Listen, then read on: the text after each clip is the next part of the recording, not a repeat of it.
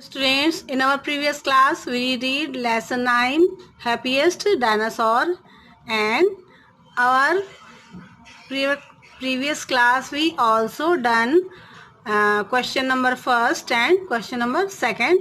Now the time for question number third. So today we see question number third. Who said these statements and to whom? Means ये जो आपको sentences दिए हुए हैं ये लिखना है आपको, ये सेंटेंसेस किसने किससे कहा।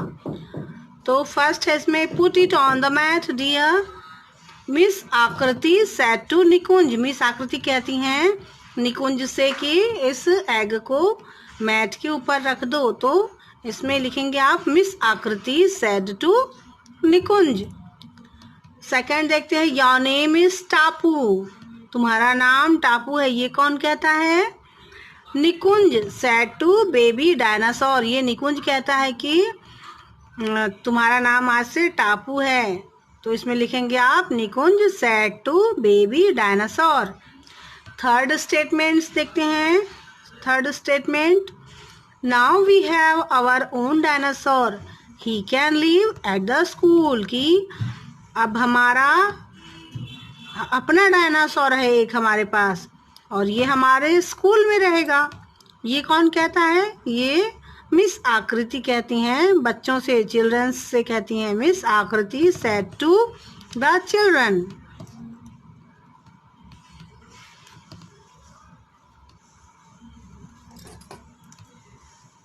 फोर्थ नंबर का स्टेटमेंट देखते हैं।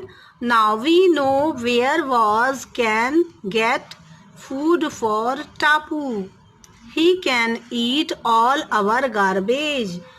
तो ये क्या है? कहते हैं ये कौन कहता है कि अब हमारा जो टापू है उसके लिए कहाँ से खाना मिलेगा, ये अब मैंने जान लिया है।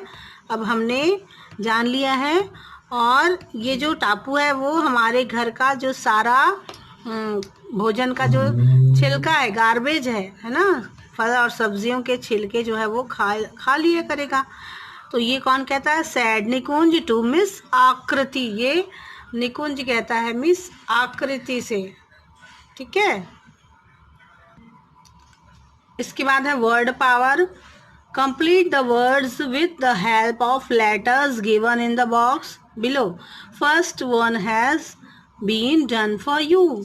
तो इसमें आपको वर्ड्स दिए हुए हैं और आपको ये ब्लैंक्स दिए हुए हैं, इनमें फिलअप करना है। तो पहला आपका किया हुआ है निबल्ड, फिर है DOZI, तो हमने इसमें IN लगाया, डोजिंग, ये न्यू शब्द बन गया। फिर है SP, फिर इसमें ILL लगाया तो स्पेलिंग बन गया। फिर है ट्विस्ट, TWITCHED, ट्विस्ट। फिर है स्टार्व, STARVE, स्टार्व। फिर है growing, GROWING, growing.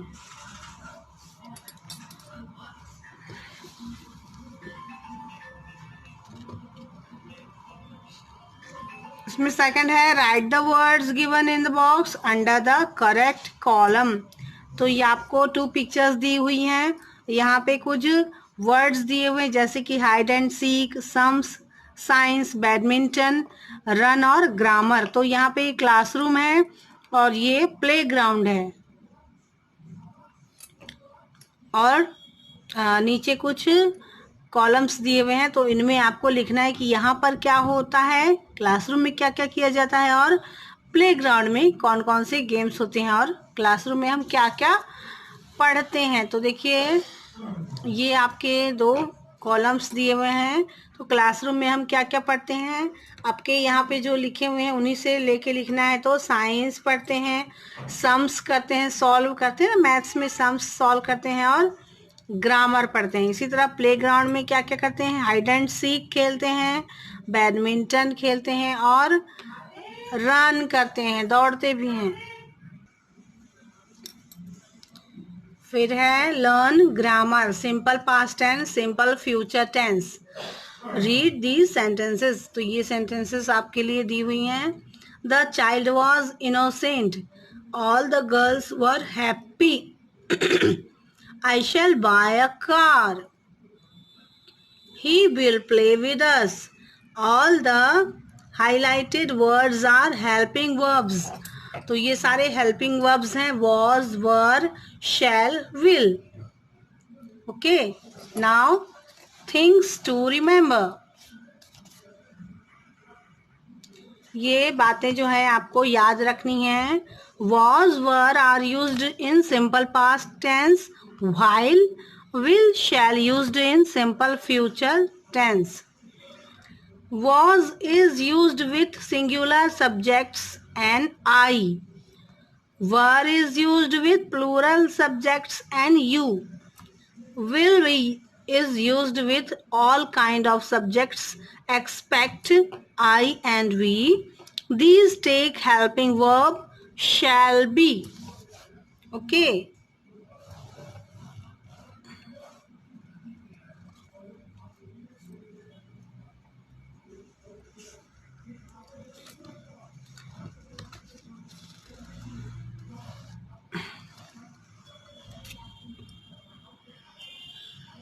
So students, it's ये आज के लिए काफ़ी हो गया।